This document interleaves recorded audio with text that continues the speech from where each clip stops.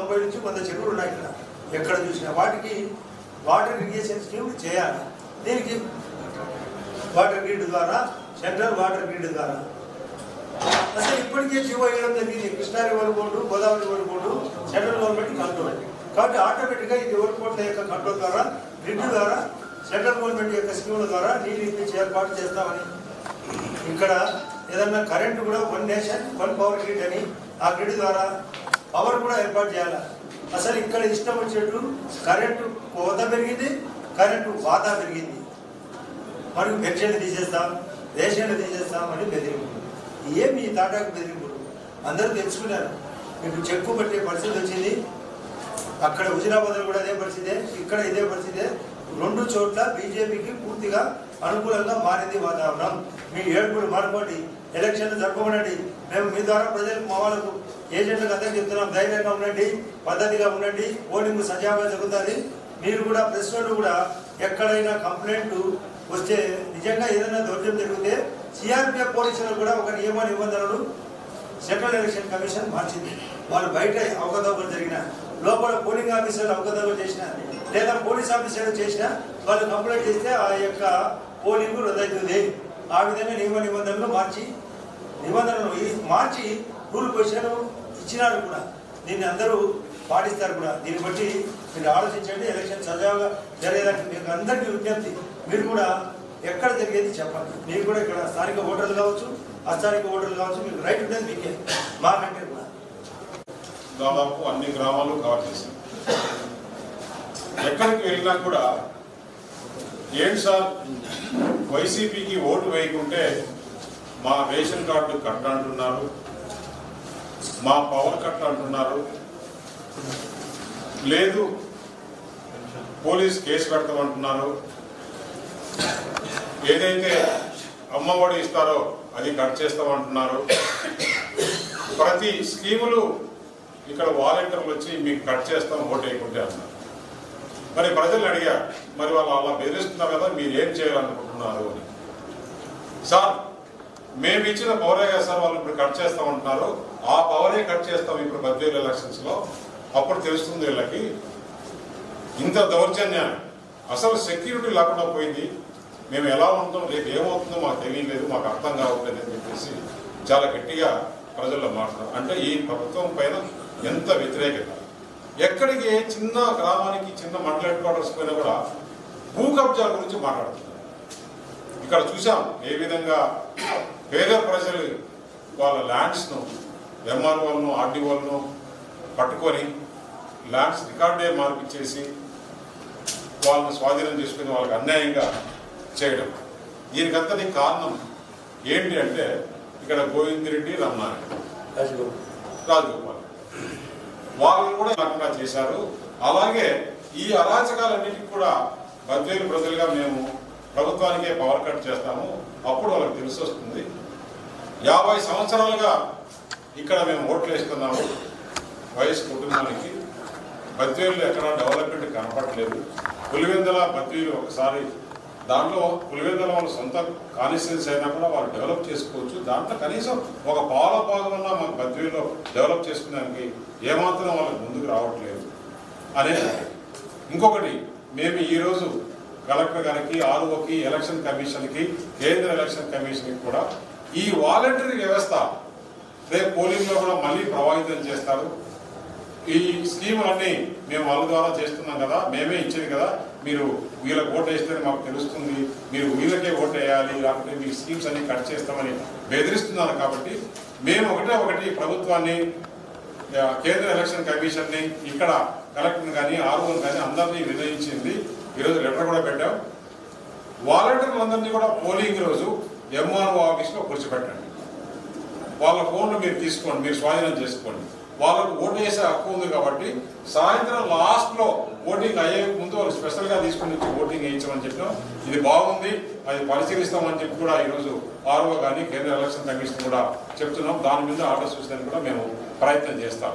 ఎందుకంటే రాష్ట్రంలో ఏ ఎలక్షన్ జరిగినా కానీ ఈ వాలంటీర్ వ్యవస్థ పైనే చాలా పెద్ద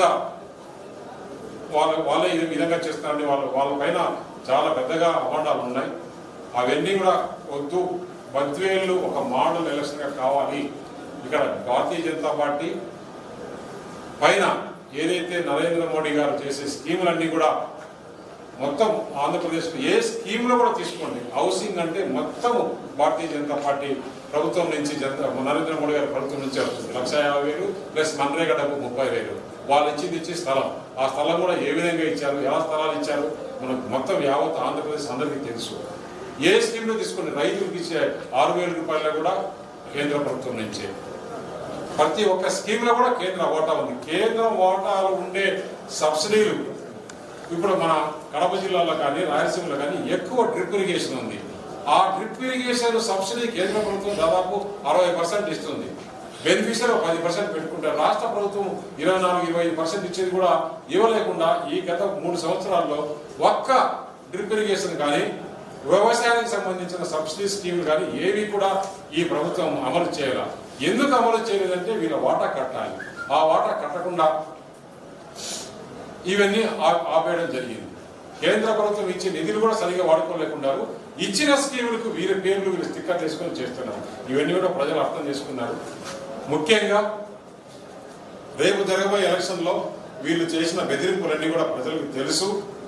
కేంద్రం నుంచి బలగాలు వచ్చాయి, ఎక్కడ కూడా ఒక్క చిన్న ఇన్సిడెంట్ కూడా చేయలేరు. కేంద్ర ప్రభుత్వం చాలా సీరియస్ గా ఉంది. అక్కడి నుంచి హోమ్ సెక్రటరీ కూడా ఇక్కడ పోలీస్ డీజీపీతో వీళ్ళందరితో మానిటరింగ్ చేస్తున్నారు. బద్వేలు ఎలక్షన్ ప్రశాంత వాతావరణంలో జరగాలి. ఏ చిన్న సంఘటన జరిగి పోలీసులు వన్ సైడ్ గా చేస్తే కేంద్ర ఎలక్షన్ కమిషన్ ఎలక్షన్ రద్దు చేస్తామని చెప్పేసి కూడా ఇంతకుముందే చాలా గట్టిగా చెప్పడం జరిగింది. కాబట్టి మీ ఆటలన్నీ కట్టుపెట్టి ఇక్కడ ప్రశాంత వాతావరణానికి మేము సహకరిస్తాం, మీరు సహకరిస్తాము, అన్ని పార్టీలు కూడా సహకరిస్తామని కోరడం జరిగింది. ప్రజలు కూడా ఇక్కడ చూస్తున్నారు. ఈ వ్యతిరేకత నేను బద్వేలు ప్రజలకు ఒకటి వినయిస్తున్నాను. ఈ రాష్ట్ర ప్రభుత్వ అరాచకాలను అరికట్టాలంటే బద్వేలు నాంది కావాలి, బద్వేలు ప్రజల చరిత్రను నిలుచుకోవాలని చెప్పేసి వాళ్ళు విజ్ఞప్తి చేయడం జరిగింది.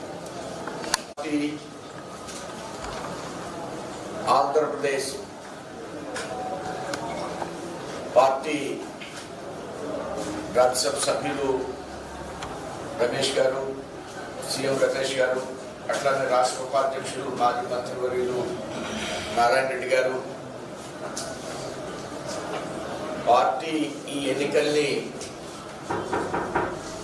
చాలా సీరియస్ గా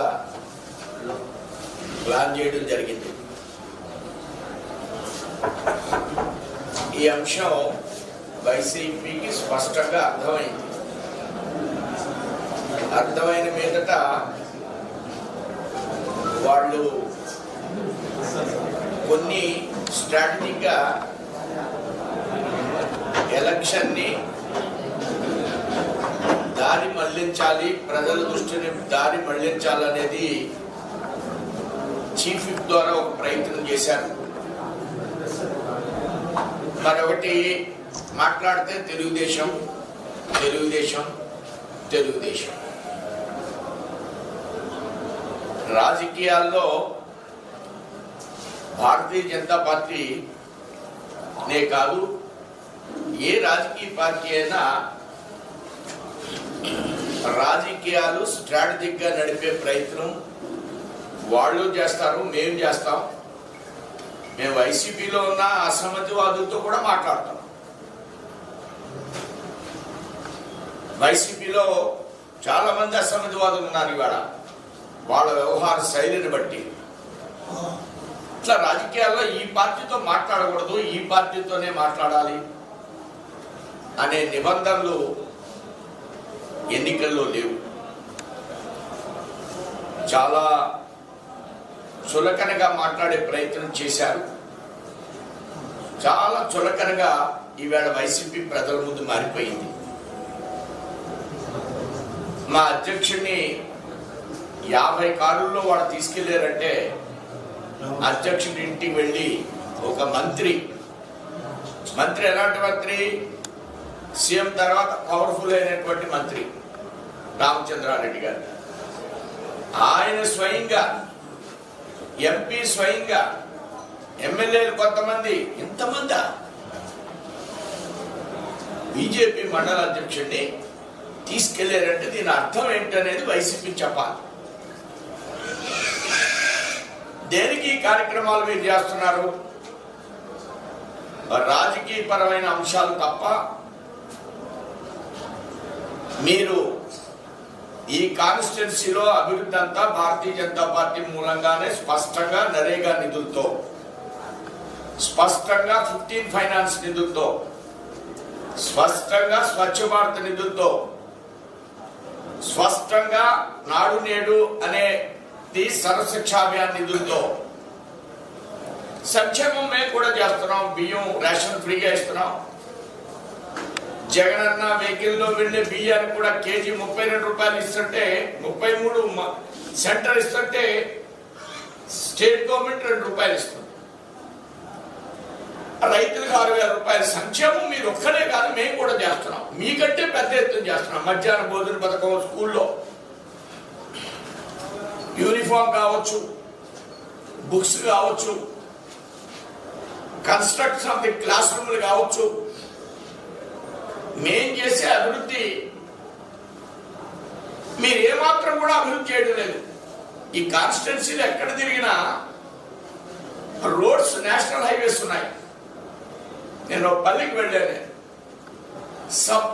సబ్వే NH ఉంది, ఏది బ్రహ్మంగారి మఠం దగ్గరికి వెళ్ళేది, అది కూడా నేషనల్ హైవే ప్రాజెక్టే. అసలు మీరు వేసిన రోడ్డు ఏంటని అడుగుతున్నా.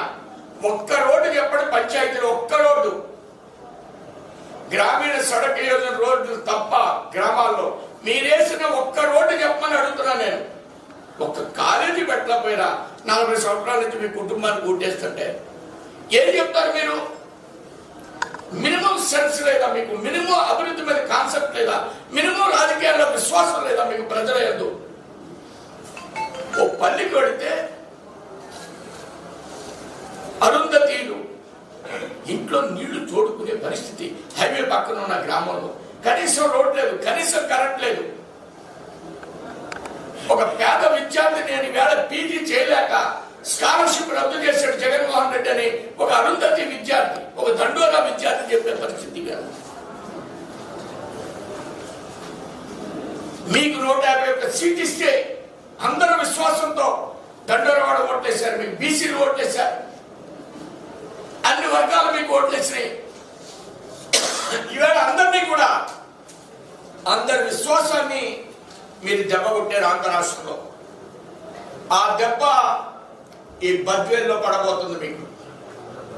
ఆ దెబ్బ మీకు బద్వేల్లో పడబోతుందని స్పష్టంగా నేను చెప్తున్నా. దాన్ని తట్టుకోలేనటువంటి రాజకీయ భాషని వేళ మీరు వినియోగిస్తున్నారు. మేము రాజకీయ భాషను వినియోగించడం లేదు. ఎలక్షన్ సీరియస్ గా తీసుకున్నాం. ఎలక్షన్ కమిషన్ ఇన్వాల్వ్ అయింది, సిఆర్పి వచ్చింది. దానికి కూడా ఆల్టర్నేటివ్ గా మీరు ప్రయత్నాలు చేసే ప్రయత్నం చేస్తుంది భారతీయ జనతా పార్టీ. దాన్ని ఎదుర్కొంటారు. ఇది తిరుపతి ఎలక్షన్ కాదనేది రామచంద్రారెడ్డి గారికి నేను తీవ్రంగా హెచ్చరిక జారీ చేస్తున్నా. ఇది బస్సు ఎలక్షన్ కాదు, ఇది బస్సుల ఎలక్షన్ కాదు, బద్వేల్ ఎలక్షన్ అని చెప్తున్నా రామచంద్రారెడ్డి గారికి. ఆ దృష్ట్యా మోహరిస్తుంది భారతీయ జనతా పార్టీ నాయకులు, నాయకత్వం. విశ్వాసం ప్రజల్లో వచ్చింది వేళ. దాన్ని నిలుపుకుంటుంది భారతీయ జనతా పార్టీ బద్వేల్లో. ధన్యవాదాలు. వాళ్ళే చెప్తున్నారు మాకు 20% టీడీపీ వాళ్ళతో మాట్లాడుకున్నాం, 30% మాట్లాడుకోవచ్చు. ఏదైనా జరగదు రాజకీయాల్లో. ఆ దృష్ట్యా అఫిషియల్ గా సపోర్ట్ చేస్తారా? మాకు జనసేన అఫిషియల్ గా సపోర్ట్ చేసింది, టీడీపీ ఎక్కడ అఫిషియల్ గా చెప్పలేదు కదా.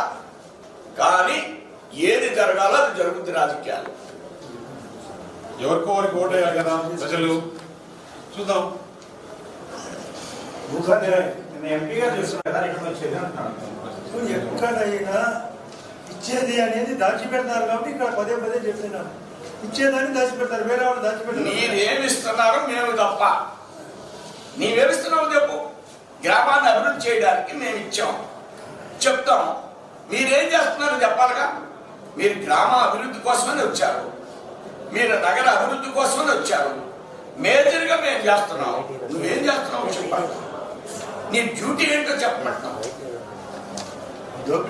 బద్వేలు కాన్స్టిట్యూన్సీలో 75 గృహాలకు మేము ఇచ్చామంటున్నారు. ఆ 75,000 గృహాలకు 1,80,000 రూపాయలు మొత్తము కేంద్ర ప్రభుత్వం. అవునా కాదా చెప్పమనండి.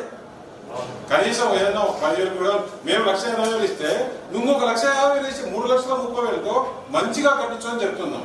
అన్ని రాష్ట్రాల్లో అలా జరుగుతున్నాయి. ఇక్కడ మాత్రం ఏదైతే కేంద్ర ప్రభుత్వం ఇస్తుందో ఆ కేంద్ర ప్రభుత్వం డబ్బులు డైరెక్ట్ గా వాళ్ళకి ఇచ్చేసి అక్కడ జగనన్న కాలనీ అని పెట్టున్నారు. అదే కోసం చేస్తున్నారు. అవునా కాదా? ప్రజలకు అర్థమైంది భూ కబ్జాదారులు రాజ్యం అని. అభివృద్ధి ఏంటంటే వీళ్ళకి భూ కబ్జా. భూ కబ్జాలు ఇక్కడ వీళ్ళ అభివృద్ధి. అంతకంటే ఏం చెప్పలేరు కదా, కాబట్టి మమ్మల్ని ప్రశ్నిస్తారు. ఫైనల్ గా ప్రచారం ముగింపు దశకొచ్చింది.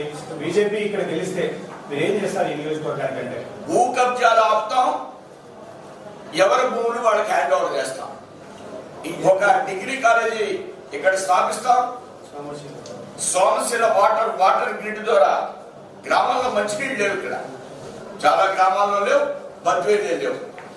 దానికి నీటిని ఏ విధంగా ఇవ్వాలి? వాటర్ గ్రిడ్ ద్వారా, జల జీవన మిషన్ ద్వారా, ఆ నిధుల ద్వారా మంచినీటి సౌకర్యాన్ని కలిగిస్తాం. కాశీనాయన ఏదైతే దేవాలయ అభివృద్ధి ఉందో దానికి టూరిజం మంత్రిత్వ శాఖ ద్వారా తప్పకుండా నిధులు మేము తీసుకొస్తాం. బీజేపీ స్టేట్ ప్రెసిడెంట్ గారు ట్విట్టర్లో భారత ప్రభుత్వం ఇచ్చిన నిధులు 10,000కి ఎంత అనేటువంటిది అధికారికంగా బీజేపీ రాష్ట్ర అధ్యక్షుడు ట్విట్టర్ ద్వారా, బీజేపీ ఆంధ్రప్రదేశ్ ట్విట్టర్ ద్వారా అంకెలతో సహా రాష్ట్ర అధ్యక్షులు ముందర పెట్టారు. 10,000 నియోజకవర్గంలో ఉన్నటువంటి 6 మండలాలు మున్సిపాలిటీకి సంబంధించి 60 నుంచి 70 కోట్లు భారత ప్రభుత్వం ఇస్తే 6 కోట్లు కూడా రాష్ట్ర ప్రభుత్వం వెళ్ళదు. అభివృద్ధికి అవినీతికి మధ్య ఎన్నికలు. దాని మీద ఇప్పుడు బీజేపీ రాష్ట్ర అధ్యక్షుడు రెడ్డి గారు మీరు ఏం ఖర్చు పెట్టారో అవినాష్ రెడ్డి గారు లేకపోతే జగన్మోహన్ రెడ్డి గారు ప్రజలు చెప్పండి. అభివృద్ధికి మధ్య ఎన్నికలు అనేవి. తర్వాత ముఖ్యమంత్రిగా జగన్మోహన్ రెడ్డి గారు ప్రతిపక్ష నేతగా ఉండి 2.5 సంవత్సరాలు ఆయన పాదయాత్రలు ఇచ్చిన హామీలు కూడా 10,000 నెరవేర్చలేదు.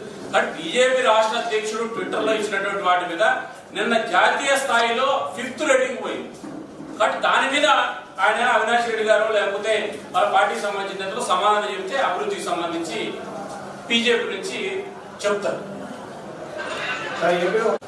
ఈ రాజకీయం అంటే క్రికెట్.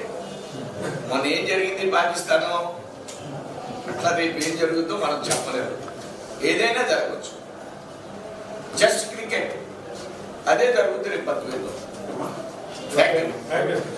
అనురాగానికి అమ్మ ఆదర్శం, ఆరోగ్యానికి Shri Sai homeo stores and clinic. అనుభవం, అర్హత, అంకిత భావం కల డాక్టర్లచే చికిత్స.